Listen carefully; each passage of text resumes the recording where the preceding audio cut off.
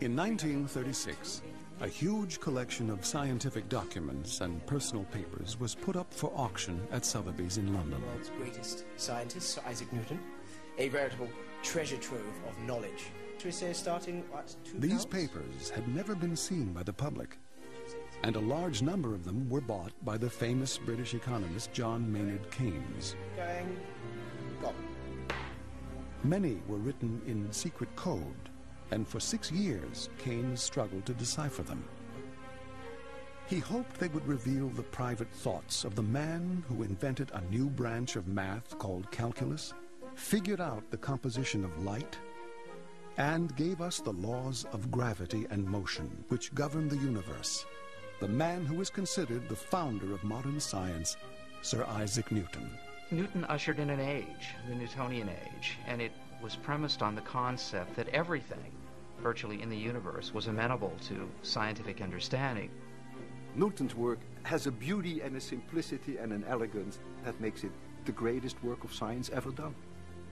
But what Keynes found shattered his image of Isaac Newton. For in these manuscripts, Keynes discovered an Isaac Newton unknown to the rest of the world. An Isaac Newton who seemed obsessed with religion and devoted to the occult. He is known today as a sort of a high priest of the age of reason. But this is a misconstruction of Newton. The modern interpretation of Newton is about as far as could possibly be from what Newton himself thought. On the one hand, we can recognize him as a scientist, but on the other hand, he's pursuing an activity which we now label as a pseudoscience.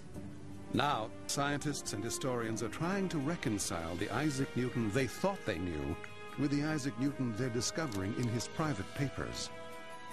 Our project now must be to see Newton the way that Newton was, rather than trying to see Newton the way we want him to be. What are these mysterious documents revealing about one of the greatest scientists ever? Newton's dark secrets.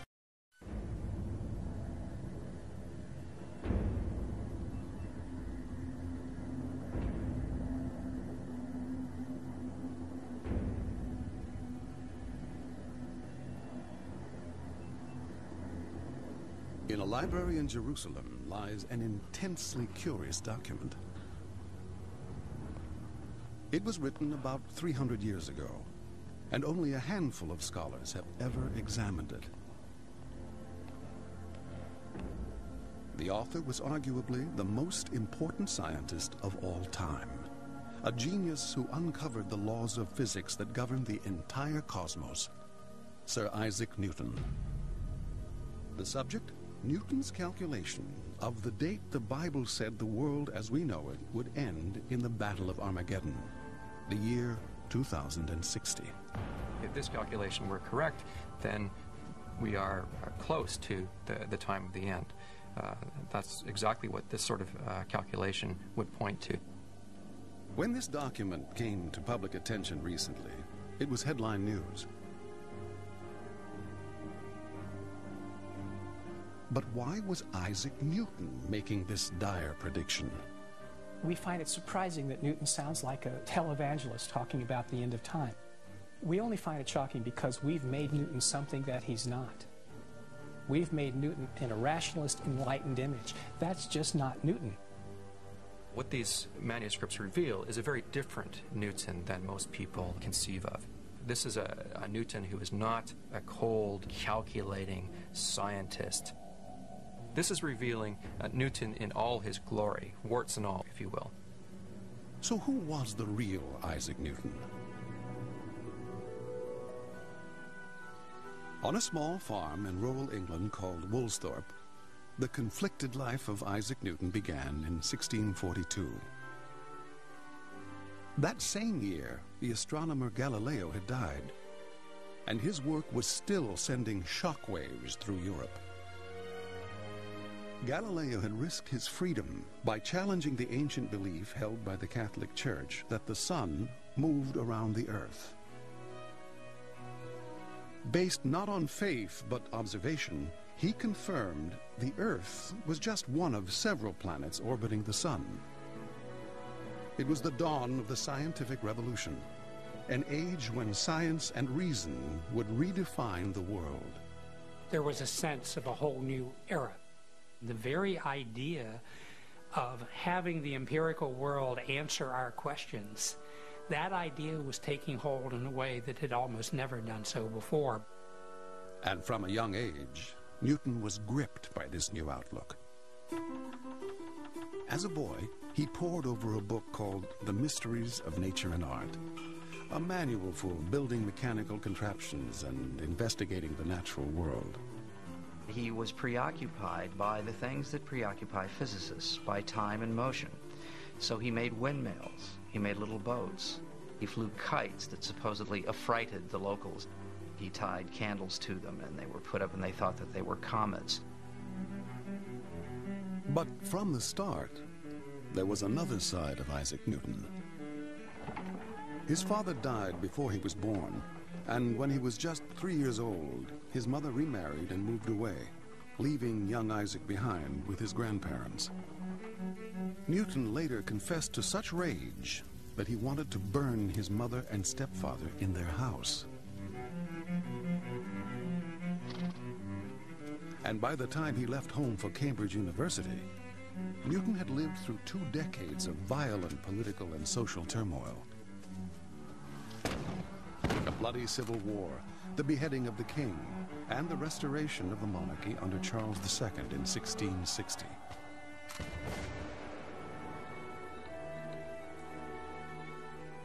At Cambridge, Newton buried himself in his studies. Truth is the offspring of silence and unbroken meditation. He didn't go anywhere. I mean, he rarely traveled.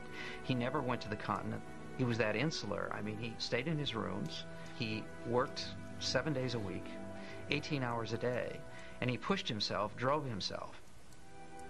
He had a library of his own that had about 1,600 or 1,800 volumes, but it was very much a world that came to him through printed matter or through manuscripts from others. The decadent atmosphere of Cambridge was something the reclusive young Newton wanted no part of. It was a time, particularly after the restoration of Charles II, it was a time of great fun and frolicking, and I think Newton would have been dismayed by many of the antics of his fellow students, drinking, going after bad young women in local villages.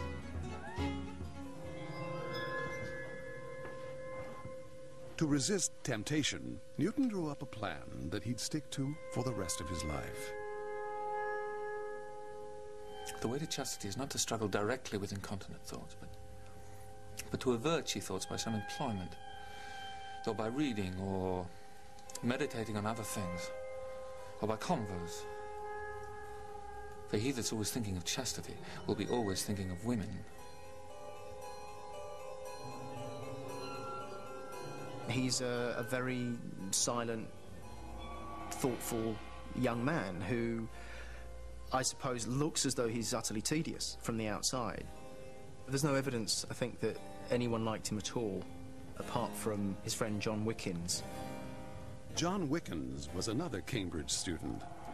He and Newton became roommates after both grew unhappy living with students who put pleasure before work. They have a very peculiar relationship because Wickens is somebody who is of a higher status than Newton at Trinity and seems to have become Newton's amanuensis, i.e. his secretary, over the following 20 years. But they must have been very close. They lived in the same rooms for 20 years. As a student, Newton devoured the latest scientific ideas. It was widely accepted by this time that the planets orbit the sun. But now the question was, how did the planets move? What held them in their orbits?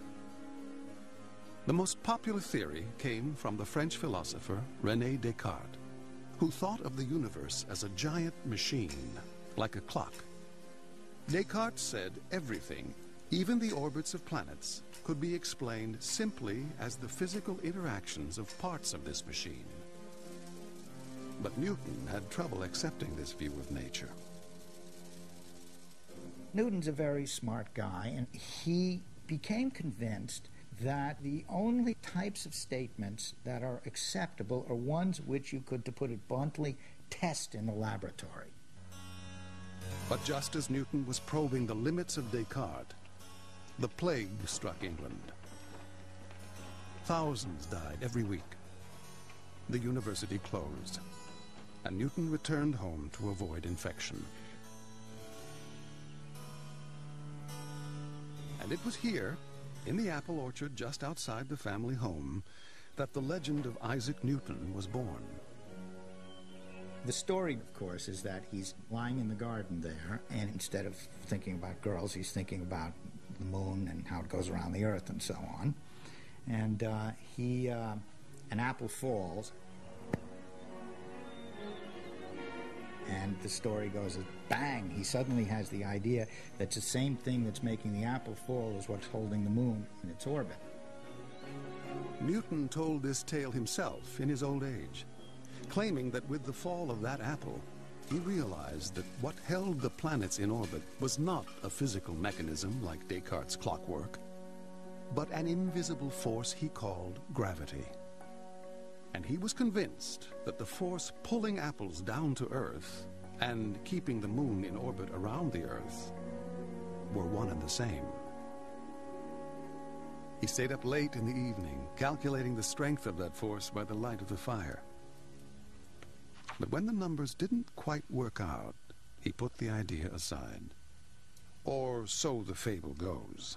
I doubt that an apple was what stimulated him to get the idea. It's almost certainly an apocryphal story.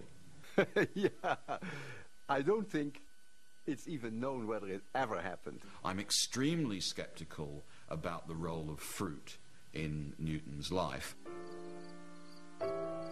But there is no doubt that the motion of objects like apples and the moon captivated Newton at this time. The Italian scientist Galileo had proved in a famous experiment on motion that all objects falling to Earth pick up speed or accelerate downwards at the same rate, regardless of their mass. And finding the average speed of a falling object was a straightforward process. For example, if you want to find the average speed of an apple falling from a tree, all you have to do is divide the distance the apple travels by the time it takes the apple to fall. But Newton was not satisfied with the average. What would be the speed of an apple which is constantly accelerating at every point along the way? What would the apple's velocity be halfway to the ground? To find out, you can measure the apple's average speed over smaller and smaller periods of time. The shorter the time interval, the closer you get to knowing the apple's speed at that moment. But to find its precise speed at a single instant, you have to reduce that time interval as close to zero as you can. Newton invented a way to make that time interval infinitesimally small. What is infinitesimally small? That is smaller than any number that you can think of. It's not zero, but it is smaller than any number that you can think of. For the first time, it was possible to calculate quantities that are constantly changing, like the speed of a falling apple at any particular moment, or how a planet's position changes over time. With this technique, Newton invented an entirely new branch of math called calculus. And that changed all of science, of course. The whole way of looking at the world changed because of calculus, yeah. Calculus was a quantitative understanding of the way things change. Not just velocity, but in physics, in chemistry, even in populations. How fast is a population changing over time? This mathematical framework becomes the language in which modern science is formulated. Today, calculus shows up everywhere, from analyzing the stock market to modeling global climate change. By the time he was 22 years of age, working on the calculus at Woolsthorpe, he was the greatest mathematician the world had ever seen and yet no one knew. Only Newton knew, and it was his secret. This was a guy who adored computation of every kind. Among the things that you can see if you open his manuscripts, for instance, is there are places where you'll find he's calculated logarithms out to 50 places and things like that. Not because he needed it, but because he liked doing it. I mean, it was a pleasure to him to do that sort of thing. And if that weren't enough, Newton overturned accepted wisdom about how colors are produced, performing an experiment on himself with a large needle, or bodkin. I took a bodkin and put it between my eye and the bone, as near to the back side of my eye as I could.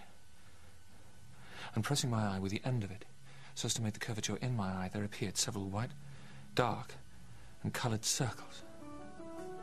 Fortunately, Newton found a safer way to investigate light and color, using a prism. From Aristotle to Descartes, scientists thought sunlight, or white light, was pure. Colors were produced by physically modifying white light, which they believed passing it through a prism did. But Newton decided to see for himself. Sending sunlight through a prism, he produced the spectrum of colors. And then he went one step further. He sent the red ray of light through a second prism. Instead of making a new color, it remained red. Newton concluded that white light is not pure, but a combination of all the colors of the rainbow. He thought of the prism actually as a separator of the objects that are all in the original light. This was very hard for almost everybody to swallow, because it meant that when you're looking at white light, you're looking at something which has all the colors already in it. This seemed completely counterintuitive, and indeed, frankly, it's counterintuitive to most people today. Only 25 years old, Newton had made some of the most stunning breakthroughs in the history of science, but he kept them almost entirely to himself, just as he had done with calculus. After the plague subsided, he returned to Cambridge, where he worked his way up to an appointment as the Lucasian Professor of Mathematics, the position held by Stephen Hawking today. Newton became known for his prematurely white hair and for his long-winded lectures on light.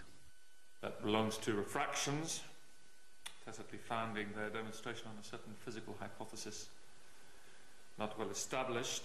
I judge it will not be unacceptable if I bring the principles of science to more strict examination. The introverted Newton had little time for students, and they had little interest in him. Years later, one of Newton's laboratory assistants would recall, "So few went to him, and fewer that understood him, that oftentimes he did, in a manner, for want of hearers, read to the walls." But Newton's study of light was about to start a revolution. 50 years earlier, Galileo had built one of the first telescopes. It used glass lenses to gather light from distant objects and focus it for the observer. But this kind of telescope had a problem. Its lenses produced fringes of color around the edges of the objects being observed. And that meant that the objects that you looked at always had this chromatic aberration. They always looked colored, even when the original object wasn't. And Newton began on the side to make some things with his own hands. And he designed a remarkably and radically different kind of telescope from anything that had been built before.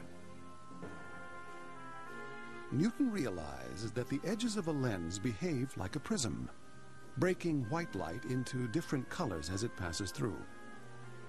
So he abandoned lenses and substituted a mirror to gather and focus light from distant objects. And because the light never passed through a lens, it was free of color distortion.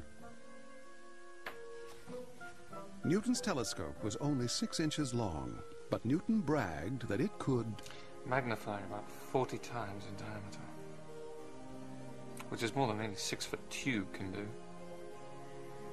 I've seen with it Jupiter distinctly round, and his satellites. It was an instrument that has left its impact on astronomy ever since. Our huge telescopes of today are built on this model. They're gigantic versions of this tiny little thing. These are the telescopes that sit on the top of the great mountain peaks. These are the telescopes that we launch into space to peer into the deepest parts of the visible universe. Newton regarded his invention as just a toy, but a colleague took it to London, where it was shown off to King Charles II. The effect that it had on Newton's contemporaries was immediate and dramatic. It brought Newton onto the world stage of science, and Newton became an overnight sensation. Newton was elected a member of the Royal Society, a group of leading scientists in London. Most of them were awed by the whiz kid from Cambridge, and Newton was so delighted that he promised to send the Royal Society a paper he had written on his discovery that white light is made up of different colors. But members of the Royal Society had no idea that Newton was studying something far more mysterious than light by this time. His private notebooks reveal that the same year he became a professor at Cambridge, he bought 2 furnaces, an assortment of chemicals, and a strange set of books. Isaac Newton had become an alchemist. Alchemy is an ancient and secret practice with roots in the Middle East. By carrying out lengthy and complex chemical procedures, alchemists tried to produce a magical substance called the Philosopher's Stone.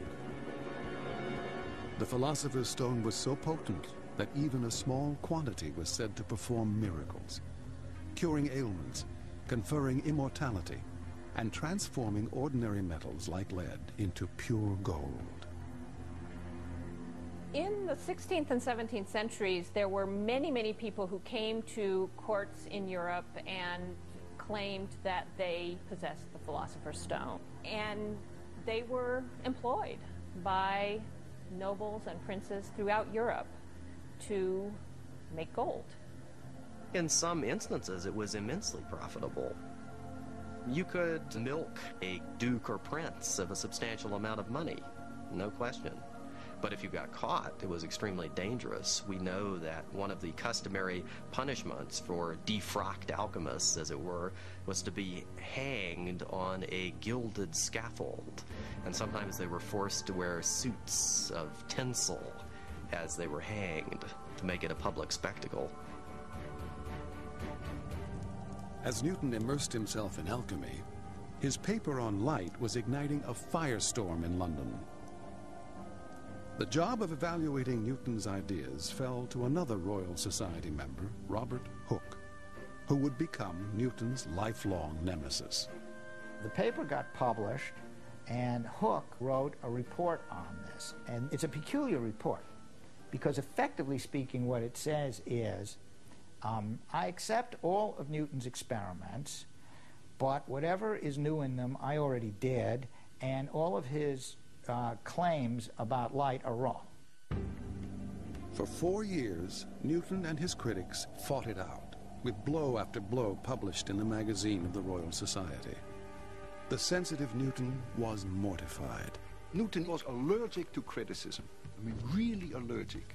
He went off the wall when people criticized him.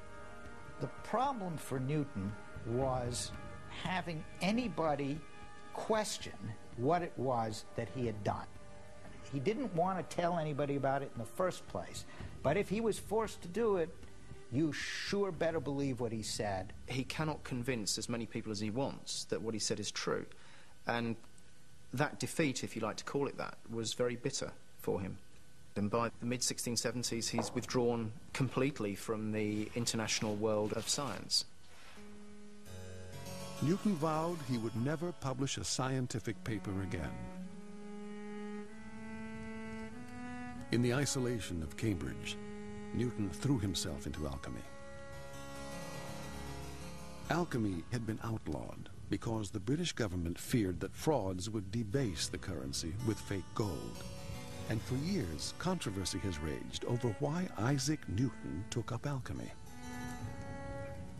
Even Newton's lab assistant was baffled. What his aim might be, I was not able to penetrate into.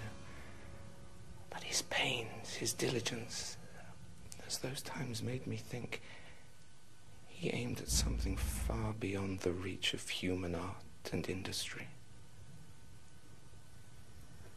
In the past, many scholars dismissed Newton's alchemy as scientifically worthless.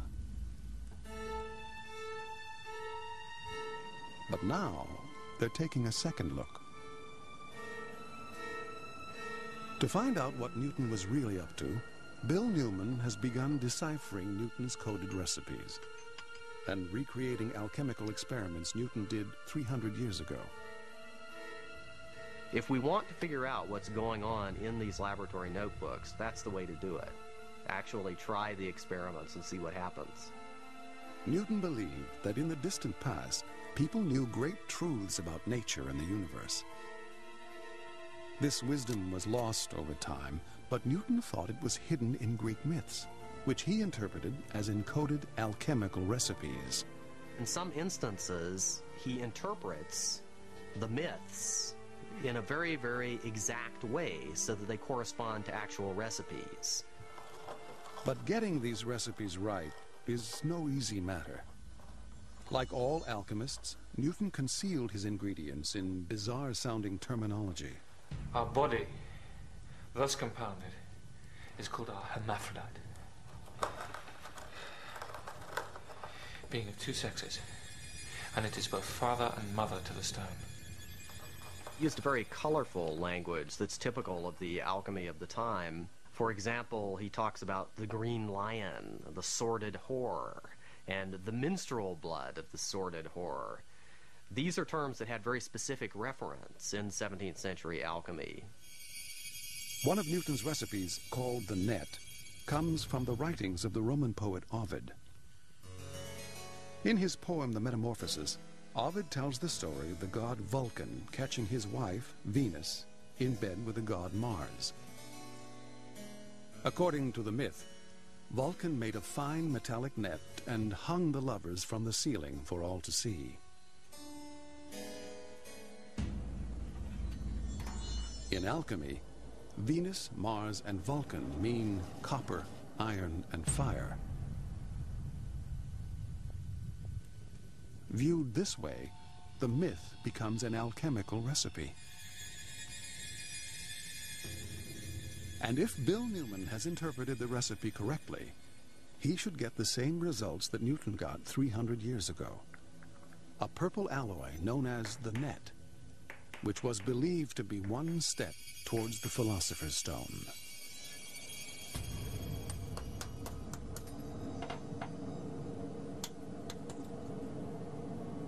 Behold, the net.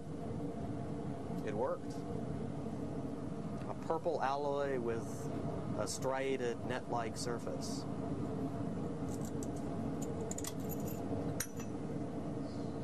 It worked perfectly. By recreating these recipes, Bill Newman is finding that Newton's alchemy contained key elements of modern science. It was a systematic process with results that could be reproduced and verified. And historians have also discovered that Newton was not alone in pursuing alchemy. Other scientists of the day, including members of the Royal Society, were alchemists too. Perhaps Newton's alchemy was less an occult practice than another way to investigate the natural world. Alchemy was really matter theory. Alchemy was a science which pursued the most basic questions of what is the earth, what is all of the universe made up of, what are the components of matter. It was a profound element to the practice of alchemy, which really makes it deserving of being called early modern chemistry. He's not a madman playing around with strange spirituous substances.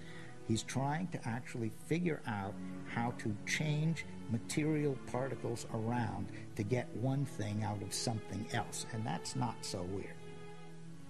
Newton's alchemy came as a surprise when it was discovered in the papers bought by the economist John Maynard Keynes in 1936. But other manuscripts now housed in Jerusalem contained an even greater surprise. For most of his life, Newton held a dangerous secret. As a fellow at Trinity College, he was required to become a minister in the Church of England. But this was something he violently opposed. Newton became convinced that the central doctrine of Christianity, the Trinity, or the idea that Father, Son, and Holy Spirit were all equally divine, was not true. The more ancient Christian texts he read, the more he believed Christ was the Son of God, but not God's equal. Now, because Newton was so convinced that God is extremely powerful and unique, Newton, as the saying goes, reads himself into heresy. In other words, Newton begins to minimize, to play down, eventually to deny the divinity of Christ. And Newton comes to the conclusion very early on that the Trinity is a blasphemy on the first commandment, because the first commandment says that thou shalt have no other gods before me, and the worship of the Father, Son, and Holy Ghost, from Newton's point of view, is a heresy. But denying the Trinity was illegal, and Newton was risking everything by holding these beliefs. If Newton had been exposed while he was at Cambridge as an anti-Trinitarian, his career would have been over. He would have been ostracized.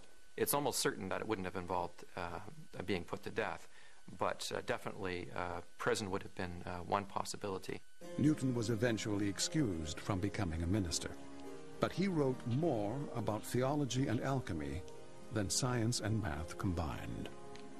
Only recently made available to the public at the National Library in Jerusalem, these documents are now revealing that for Newton, religion and science were inseparable, two parts of the same lifelong quest to understand the universe.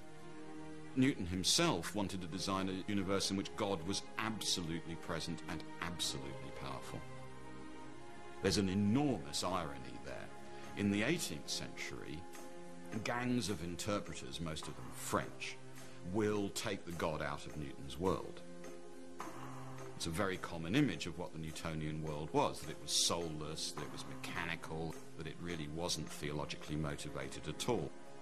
Now, ironically, that's very anti-Newtonian, because Newton argued that God had to be present. You couldn't read him out of the universe. The most beautiful system of the sun, planets, and comets could only proceed from the counsel and dominion of an intelligent and powerful being. Newton owned more than 30 Bibles, and he examined them as rigorously as he did the natural world. Correlating biblical passages with astronomical information, he redated ancient history, drawing up elaborate charts and chronologies that show civilization starting around 980 BC. I have hundreds and hundreds of pages of computations and workings and reworkings where he tries to probe this over a period of close to 30 years. Time and time again, he'll come back to it, calculating and recalculating, trying to make it work just the way he tried to make his theories of light work. With the same fervor that he brought to science and math, Newton also combed the Bible for keys to the future. What he was trying to do is determine when the end would come, when Christ would return, when all the apocalyptic events of the end times would come to a head. And that date is now alarmingly close.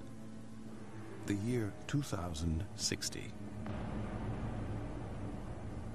Newton is not a man who keeps his theology in a box that he brings out only on Sundays, and then a man who does his science as a working man the rest of the week.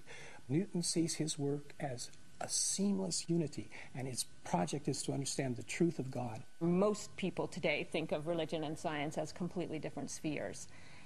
In Newton's day, science, the investigation of the natural world, was a part of religion. It was all questions in some ways ended in divine knowledge. Alchemy and religion might have continued to dominate Newton's thoughts, but in his early 40s, he received a surprise visit that would refocus him on physics.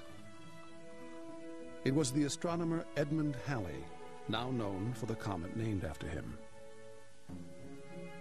He asked Newton an esoteric-sounding question about planetary orbits.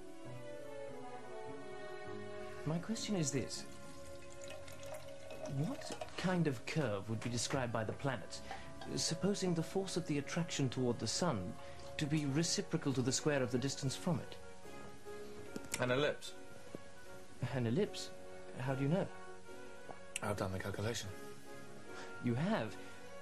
How did you calculate it? I'll show you. Should be here somewhere.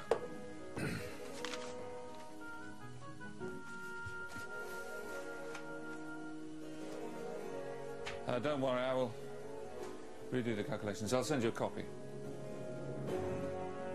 Halley's question would change science forever. Through years of observation, scientists had discovered that the planets move around the sun not in perfect circles, but in slightly elongated elliptical orbits. But no one could explain why. Halley and many other scientists had begun to suspect that the planets were attracted to the sun by some kind of force. They guessed that this attraction became weaker with distance in a mathematical relationship called the inverse square law. For example, the inverse square law says that if a planet is twice as far from the sun, the gravitational attraction it feels is 4 times weaker. But no one had been able to prove this resulted in elliptical orbits. Several months later, Halley received a paper from Newton. It was Newton's mathematical proof that a planet obeying the inverse square law of gravity must travel in an elliptical orbit. Newton may have used calculus to arrive at this, but he had not published this new form of math, and his proof was written in the traditional language of Euclidean geometry. But Newton wanted more than a mathematical proof. He wanted to know how the planets moved through space. For the next 18 months, Newton worked on this question day and night. He barely ate, he barely slept, and he saw no one. When you look at what he did during that time, it's difficult to believe that any one human being carried out this amount of novel mathematical and mathematical physics research. Finally, he submitted a 500-page draft of his masterpiece, the Principia Mathematica, to the Royal Society for publication. It is the greatest book of science ever written, bar none. It is the most magnificent work. It is the most all-encompassing work. It is the most daring book of any scientific treatise ever written. After the publication of the Principia, Newton is the man. I mean, you know, very few people can understand what this thing is about, but a lot of people can see there's something important in here. What people saw was that Newton was providing a new framework for understanding the universe, building on centuries of work by his predecessors. Galileo had spent years studying motion on Earth and determined that projectiles always follow a curved path, called a parabola. But Galileo believed that motion of celestial objects, like the moon, was very different. Galileo still believed that there were differences between the terrestrial and the celestial. He retained the idea that was ancient, that motion was different up at the moon and above. Newton disagreed. He thought the same laws must govern motion on Earth and in the heavens. To demonstrate this, he would have to devise a set of laws so powerful they could explain motion everywhere. He began the Principia with a set of ground rules, his famous 3 laws of motion. 1. An object in motion will remain in motion forever, unless acted on by an external force. An object's rate of acceleration is proportional to the force exerted on it. And for every action, there is an equal and opposite reaction. These laws allow scientists to make such accurate predictions about how objects move that they are still used today, to send rockets into space and explore other worlds. But explaining the orbits of the planets required another ingredient. This brought Newton back to the work he had begun 20 years earlier on gravity. To show how gravity works on Earth and in the skies, Newton designed a thought experiment. He imagined firing a cannon from the top of an extremely tall mountain. From his first law of motion, he knew the cannonball would travel in a straight line at a constant speed forever. But gravity pulls the ball downward. If its speed is low, the cannonball hits the Earth near the mountain. The higher the speed, the farther away the ball lands. If you throw it faster, it comes farther away. Even faster, farther away. Even faster, it may go 1,000 miles. Even farther, it may actually go almost halfway around the Earth, and there hit the Earth. Newton imagined that if its speed were high enough, the cannonball would travel all the way around the Earth and settle into orbit. The orbit of the cannonball around the Earth was a balancing act between the cannonball's tendency to fly off in a straight line and its being yanked back towards the center of the Earth continuously by the force of gravity. So in Newton's picture of the world, there were two things. The natural tendency of an object to travel in a straight line, which was true on Earth or in space or anywhere, and there was the attraction of gravity, which was true on the surface of the Earth, and it was true up in space. Newton's breakthrough was to see that the moon's orbit around the Earth and a cannonball's motion on Earth were governed by the same law of gravity. That is a beautiful way of persuading you, me, and probably his colleagues that cannonballs falling to the Earth and the moon falling to the Earth is one and the same law of physics, gravity. The moment that he realized that, almost everything else follows from that. Newton reasoned that if gravity governed motion on the Earth and the moon, why not on Jupiter and its moons, which he had seen with his reflecting telescope? Why not the entire solar system? In a bold leap, Newton proclaimed that this invisible force operates everywhere in the universe. It's an incredible leap. It's beyond anything anybody had imagined at the time. Newton called it the universal law of gravitation, and he wrote it in one simple mathematical equation. It's so important because it really tells us how nature operates in a fundamentally new way.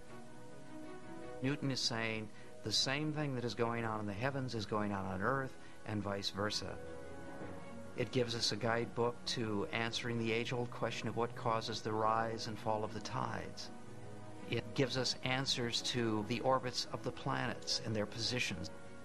It's a tremendous act of intellectual triumph, one of the great keystone, cornerstone pieces of our intellectual heritage. It was a total revolution.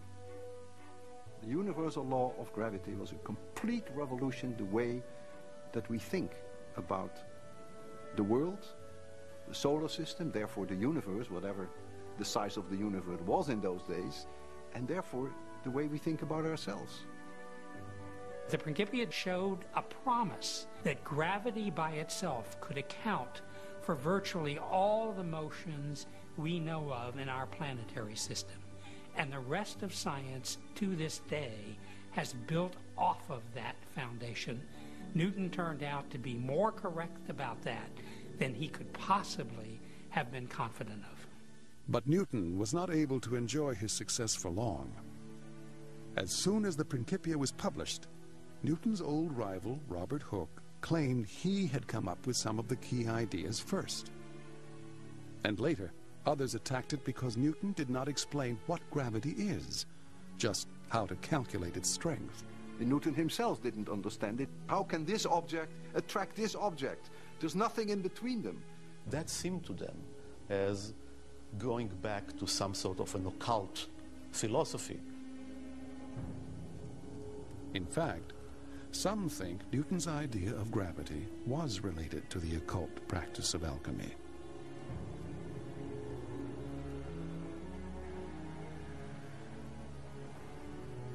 Newton was fascinated by an alchemical process called the vegetation of metals, in which inert metals seem to come to life and grow like plants.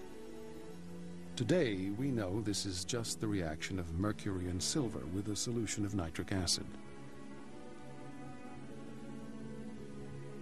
But Newton thought these kinds of reactions showed that mysterious, invisible forces he called active principles were at work everywhere in nature. Perhaps he thought of the invisible force of gravity in the same way. Newton pursued alchemy because it gave insight into the active principles of nature. Gravity was an occult force. It didn't have an explanation, and Newton believed that it was possible that gravity was one of those forces, one of those active principles. And so, in that sense, Newton's alchemy could give insight into gravity. Yet by the early 1690s, after more than 20 years of research, Newton's alchemical experiments had yielded no scientific breakthroughs like those he'd made in math and physics. We're not quite sure exactly what he was trying to do. He certainly was looking for something. And, you know, it's obviously something quite big, and he obviously did not find it because he opted not to publish anything about it. I think there's no question that he was disappointed because he was looking for ultimate answers to questions. And he had failed in alchemy, as he had not failed in any other pursuit. Finally, Newton had what many think was a nervous breakdown. He made wild accusations against his few friends, charging one, the philosopher John Locke, with trying to embroil him with women. Locke is puzzled by the whole thing. You know, what's up with Isaac there? He wasn't running a brothel on the side and bringing Sir Isaac to it. When Newton explained that he was sick and had gone without sleep for 5 nights, his friends forgave him. He was knackered. If he had a breakdown, I think it was probably because of exhaustion. Whatever the cause, Newton's illness was brief. Within a few months, he seemed to have regained his composure. And soon, a strikingly different Isaac Newton began to take shape. Newton moved to London and was appointed Master of the Mint, a well-paid job that put him in charge of issuing new currency and cracking down on counterfeiters. About 24 counterfeiters were executed while Newton was in charge. Newton became a Member of Parliament, President of the Royal Society, and was knighted. He commissioned at least 14 portraits of himself. It is an extraordinary change.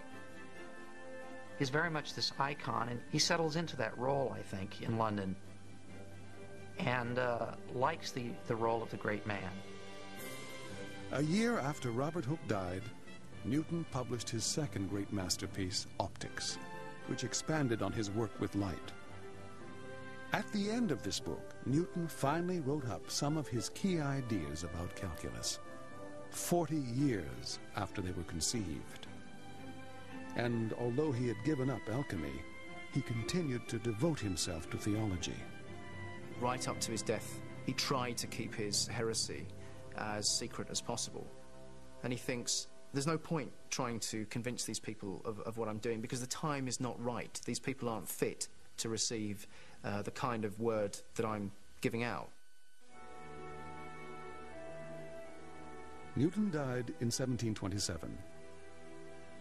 He was 84 years old. He was buried among kings and queens in Westminster Abbey, beneath a monument to his scientific achievements. His alchemy and passionate but heretical religious beliefs virtually unknown. Now, 2.5 centuries later, a new picture of Sir Isaac Newton is emerging, along with a new understanding of the roles that science, religion, and alchemy played in his life. He sees his world as one world. He sees his pursuit of truth as one pursuit, and whether it takes him to books of theology or to books of nature, whether it be books of astronomy or books of alchemy, it doesn't matter to him. What Newton does is brilliantly to use the tools appropriate to every field in which he worked. He's an ingenious and energetic builder who's astonishingly brilliant at composing gorgeous monuments of the most intensely clever design.